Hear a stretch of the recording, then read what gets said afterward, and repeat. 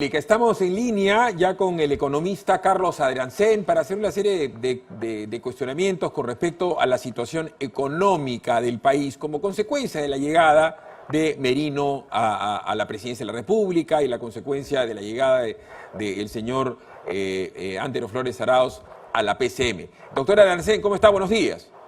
Muy buenos días. A ver, ¿por qué el dólar ha subido? ¿Por qué ha subido el pollo? ¿Por qué han subido las verduras? ¿Es por el efecto político? No, porque venían subiendo. Si vemos un día antes de la inesperada vacancia, el dólar venía subiendo. Yo he tenido la ingrata sorpresa hace una semana de descubrir que el dólar que me estaban cobrando por una transacción era algo muy cercano a 4 soles. Y eso es hace una semana, y en ese momento Vizcarra era el presidente. Lo que sucede es que el ritmo de crecimiento de la inyección de soles ha subido a cerca de 30% al año, mientras la economía a agosto se cae en cerca de 10 y dibuja un menos 15 para diciembre. Entonces, están haciendo lo mismo que sucede con estos ruidos de algunas ofertas. Yo me acuerdo que vivíamos en un entorno donde continuamente se cedía. Se cedía y se evitaban problemas. Entonces, un momentito, aquí hay una inercia, la economía se sigue cayendo, no es cierto, yo no digiero unas cifras que cambian de pronto y generan una menor caída, que además no recuperación. Más bien el promedio móvil mensual de crecimiento del PBI está cerca de 10% y cada mes es más barato es más caído en términos anuales. A ver, yo conversaba el día de ayer con Rafael López Aliaga, que es un político para el común de las personas, para mí no lo es acaso una de las personas con más éxito en la historia del Perú en la bolsa de valores, es banquero de inversión, es un inversionista que tiene pues activos en trenes, en hidroeléctricas, en inmobiliaria, y me decía algo, bueno claro pues, si acá lo que informan las agencias peruanas de noticias es que hay algaradas, y que el cambio de gobierno, y que hay un golpe de Estado, eso lo podrían tomar agencias internacionales y decir, el Perú es un país poco confiable, y buscan, pues, no sé, que los bonos del Perú sean más riesgosos, porque vienen congresistas que dicen que hay que liquidar las AFPs, y eso implicaría, pues, liquidar los documentos de la deuda peruana. Entonces, como decía López Aliaga, que es una persona responsable, si cualquiera comienza a generar pánico financiero, será un cualquiera. Pero si son 5, 6, 7, 8, 9 medios que comienzan a hablar del precio del pollo y del precio del dólar y del precio de la bolsa, porque cae la bolsa, ya podría tener esto un efecto internacional en la confiabilidad, en la clasificación del Perú para los ratings de Moody's o de Fitch. A ver, la gente del Foro de Sao Paulo sabe trabajar. Trabajaron esto en Ecuador, lo trabajaron en Chile, lo están trabajando ahora. Más allá de cualquier otra consideración, fríamente hablando, las cifras del Perú ya se venían deteriorando severamente desde que se manejó pésimamente la pandemia. Antes no es que estuviéramos bien, pero eso de pasar de 1% de crecimiento per cápita a un menos 14, menos 15 de crecimiento proyectado este año, eso de tener un déficit que absorbe el 10% del PBI, y que la economía no se reactive a pesar del incremento del gasto y de la maquinita, sugiere errores de política que todavía no ha aplicado el nuevo gobierno. Lo único que ha pasado en el Perú es que ha habido una vacancia constitucional, y esto para algunos, en el ámbito de la izquierda, es algo terrible, pero para los analistas de riesgo más serios, implica un país que tiene una institucionalidad que funciona. A ver, acá hay gente que le cuesta entender algunas cosas, ¿no? Y usted es profesor universitario, ¿no? Y de varias universidades, y además es papá de muchachos jóvenes, ¿no es cierto? Por un tema etario, no es un niño. Pero hay muchos chicos que son jóvenes, que hoy día quieren salir a marchar por una nueva constitución, porque el Perú necesita una bocanada de aire y de fuerzas al Estado neoliberal, y hay que cambiar la Constitución, y hay que cambiar la ley de minería y la ley de banca, porque los bancos abusan con los intereses y porque sube el pollo, y vamos a romper todo y volvernos Chile con una nueva constituyente. ¿Qué implica para la economía de los pobres un cambio constitucional? Porque usted y yo sabemos que los ricos siempre tienen cómo ser ricos, por algo son ricos, porque tienen patrimonio para inclusive largarse del Perú y seguir siendo ricos afuera. Pero si usted tuviera que conversar con sus alumnos universitarios, ¿qué le diría al respecto de la algarada y del cambio constitucional? Fríamente hablando, no tengo una buena noticia, tengo dos malas noticias. La primera es que efectivamente los marcos constitucionales importan. Los marcos constitucionales, al menos su influencia económica, van cambiando en el tiempo en la medida en que la economía va malogrando el espíritu original de su constitución. Eso pasa en todos lados. Y sí, los marcos constitucionales se asocian con mayor crecimiento, mayores impuestos inflacionarios, menor comercio. Es decir, los marcos constitucionales traen desgracias. La Constitución espuria de 1979, que es proveniente de una dictadura, y digitada, fue muy mala. La del 93 hasta hace poco tenía buenos indicadores, pero se la ha venido cambiando. Y la segunda mala noticia es que esto empobrece a los pobres, pero empobrece a los ricos. Uno compraba a fines de los 80 un puesto en el directorio del Banco Central con $50.000. Así de caído estaba el país. Y las cosas han cambiado, hoy día parece algo inimaginable. Pero hay que tener mucho cuidado con las ideas económicas. Todos, el grueso de los países, y no hablo de retórica, hablo de índices concretos de libertad política, libertad económica, de respeto a la propiedad privada. Todos los países que tienen altos estos índices, es decir, que son capitalistas, son desarrollados. No importa su retórica, lo que le digan a la gente, que se declaren socialistas. Tienen alta libertad económica, alta libertad política y todos los países pobres, en su mayoría sudamericanos, tienen índices marxistas. El marxismo es una cosa muy concreta: opresión de libertades y falta de respeto a la propiedad privada. Entonces, este ruido implica una suerte de batalla por el Perú, digamos. Y hay mucha gente que se deja llevar por la retórica, pero miremos a los hechos. Ese gobierno todavía, más allá del ruido, que normalmente implica vacar a un presidente por corrupción, no me diga que este Poder Judicial va a fallar en 5 minutos, todavía no está en la prisión muchos expresidentes. Entonces, esto es algo que estaba fijado en el marco constitucional, que echa un ruido transitorio y que depende de quienes finalmente se nombren ministros y que hagan los ministros. ¿Sabe cuál es el drama, desgraciadamente, profesor Adriancén? Es que los medios de comunicación son los que se están prestando a esto. A esto se presta increíblemente Frecuencia Latina, que es administrado por el señor Jesús Zamora, que tiene un fondo de inversión en Foca. Es decir, la plata con que le compraron al señor Ibser es una plata ajena de terceros que él administra. Y él sabe, porque no es una persona ignorante ni bruta, es muy inteligente, es una persona hipercapaz, Jesús Zamora, es que si cambian la Constitución, su fondo vale nada, su canal vale nada, porque si revisan la licencia de radiocomunicaciones, pues él no tiene nada, tiene un montón de cacharpas, ¿no? Y tienen inversiones en pesca, por dar un ejemplo. Si le revisan la licencia de pesca, pues a Diamante, ¿qué vale? No vale nada. Imagínense América Televisión, ¿no es cierto?, que ya es deficitaria por la situación económica.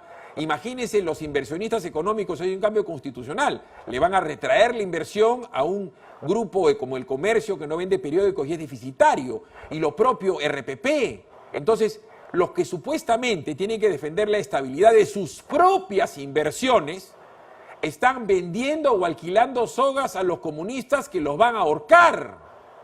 Hay una gran diferencia, señor Batters, entre un mercader, uno que vive del gobierno, y un empresario que vive del mercado. Al segundo le interesa que haya mucha libertad, que haya progreso para, en buena ley, hacer mucho dinero. El otro ruega por eso pasó en Venezuela. Estamos viendo una figura que ha pasado en el Perú con el nefasto, la corrupta dictadura velasquista, y ha pasado en Venezuela hace poco en nuestras narices, pero hay que reconocer que el trabajo de marketing de algunos propagandistas políticos que no son nacionales y han logrado pegar en la gente de verdad cree que las cosas que se han arreglado hace 3 días se arreglaron hace 5 minutos. No, antes de que haya vacancia ya habían cambalaches de lo que se están denunciando para este gobierno. Son cambalaches del anterior. Los comunicadores de esta gente trascienden a los medios, son muy hábiles. Y el pueblo no es tonto. Ayer abucharon a la candidata de izquierda horriblemente. ¿Cómo me pueden explicar usted, a ver, si yo agarro y digo, en este momento usted en qué universidad está, profesor? Porque he estado en varias. Soy decano de la Facultad de Economía de la UPC hace muchos años. Correcto. Entonces yo consigo a 5 chicos de la UPC que consideran que la UPC es muy cara, ¿no es cierto? Entonces le pongo cámara a esos 5, van los 5 con una serie de cacharpas y dicen qué cara es la Facultad de Economía de la UPC. Y le pongo microondas, ¿no? Estudiantes protestan por el costo de las universidades durante la pandemia.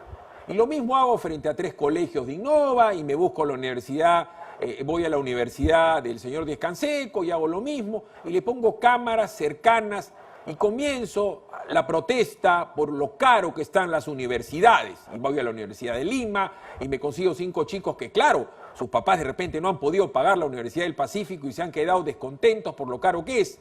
Y yo le pongo ese piquete y le pongo 1 día, 2 días, 3 días, 4 días, 5 días de microondas durante 8 horas por puro sentido común. Usted que no sabe de televisión, ¿van a llegar más chicos a la puerta del UPC?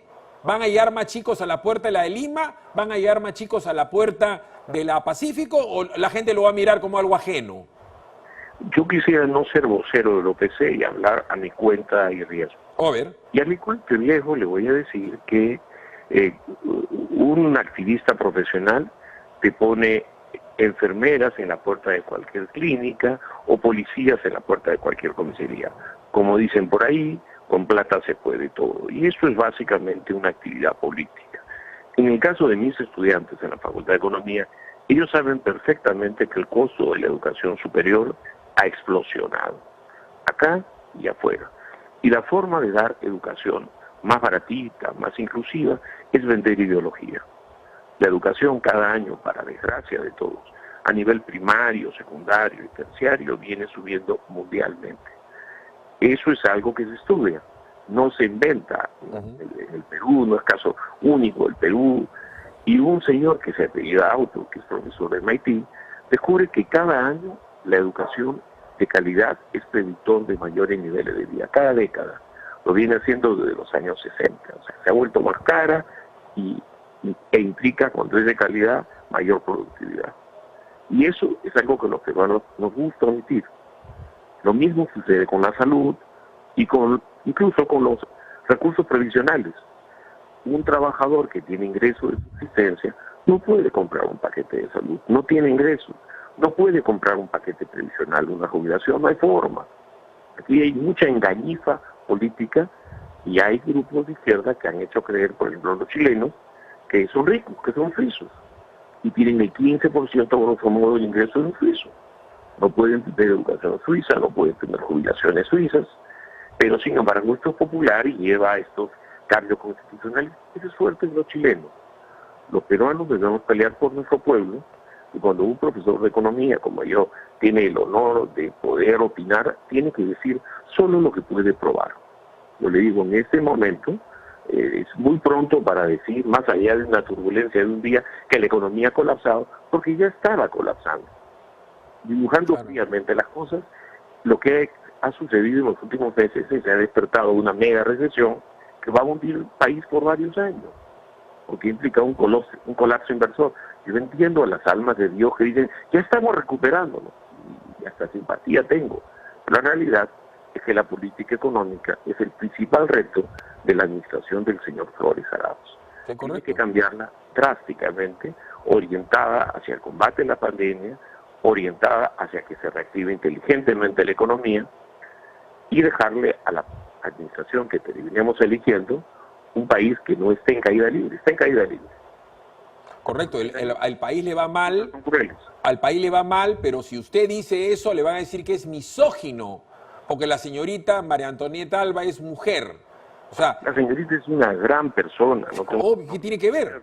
O sea, me he preciado mucho de no comentar nunca de nadie, de ningún ministro, sino hasta el final. Y de la gestión de la señorita Alba, puedo decir que superó a Vázquez Hassan. en términos de resultados negativos. Vázquez Bazán fue un desastroso ministro de Economía del segundo gobierno de Alan García, del primer gobierno de Alan García. O sea, ella ha ido mal, pues su política económica fracasó. El problema pasa que como ha tenido tanto dinero en prensa el Estado, alguien como yo, que doctora Drancén, yo no me creo por si acaso un mártir, ¿no? Pero yo trabajo 18 horas al día, o sea, con las justas duermo, me cambio y vengo a trabajar para trabajar de noche, de día, pago planillas, pago la luz, me endeudo, pataleo. Yo no tengo publicidad del Estado ni quiero. Cuando yo hablo como empresario digo que esta señora es una calamidad misógino. Claro, si le ha dado dinero a todos los medios de comunicación y a los periodistas, asesorías, consultorías, una señora que casi no ha sido criticada. Cuando tiene la peor gestión económica de repente en los últimos 30 años y que estamos entrando, ya no es la opinión de Adrancén o de Philip Butters, la opinión del presidente del Banco Central de Reserva del Perú, el señor Velarde, dice que estamos entrando a la peor situación económica de los últimos 100 años. O sea, ¿en qué lugar del mundo hay una declaración de esa naturaleza del presidente del BCR y a los principales inversores y agentes económicos no se les para los pelos? Dígame un solo lugar. Sí, yo quiero decirte algo. Yo más bien tengo predilección porque las mujeres ingresen al mercado de trabajo. Tengo estupendas alumnas economistas, mucho mejores que yo. Y por lo tanto, yo tengo el sesgo de resistirme a personalizar la gestión de la ex ministra, sino decir que la gestión fue muy mala. Si tú quieres medir indicadores de corrupción, vas a ver que cada administración tiene peores índices de corrupción, de percepción de corrupción y de control de corrupción. En el Perú, el régimen más corrupto es el último. Y eso lo mide Transparencia Internacional, que no es neoliberal, ni el Banco Mundial, que tampoco es neoliberal. Entonces, miremos las cosas fríamente. Juzguemos la gestión, y la gestión ha sido pésima, y el reto de la actual gestión es servir al pueblo. Es decir, asegurar que esta desgracia no se profundice, porque la receta que aplican es muy... A ver, doctor, hablando de servir al pueblo, bono familiar, bono universal, bono agrario, bono para los hoteleros, para la gastronomía, bono que esté esperando su dinero de la ONP, que es un dinero que no existe, pero que le van a dar. Pero además, que suban la pensión a 980, pero además que la gente se termine de consumir lo último, lo que daba el CTS, pero además que devuelvan 17.000 soles de la AFP, pero debería ser el 100%. O sea, todo eso es espectacularmente populista, porque parecería que Philip Butters o Adrián Cel, si lo prometen, son pues la solución a la economía, porque le meten plata en el bolsillo a la gente. ¿Durante cuánto tiempo? ¿5 meses? ¿6 meses? Esta solución, estas sesiones graduales para descalzar el sistema previsional privado no han sido casualidad, han sido producto de una sesión política. Para vivir un día más cedía a las presiones populistas del Congreso, incluso competían con ellos. Y hoy día se habla de un nuevo recorte, pues un jubilado promedio en las AFP tiene el 40% de lo que debería tener ya por efecto de estas barbaridades. El gran reto de esta administración es decirle no. No. O sea, anteriormente tuvimos a uno que hacía la pinta de que defendía, pero cedía todo.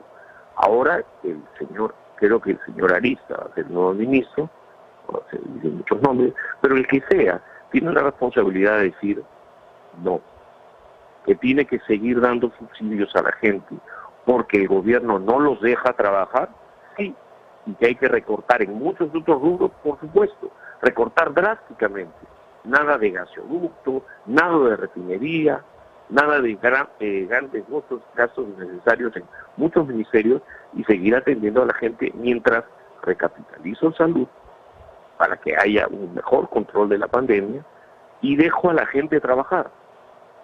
Eso es lo que nos ha hundido. Le has dado plata a la gente, le has dado política monetaria, política fiscal y le has puesto trabas para que la gente no pueda producir. Y consecuentemente, ¿qué pasa, Felipe?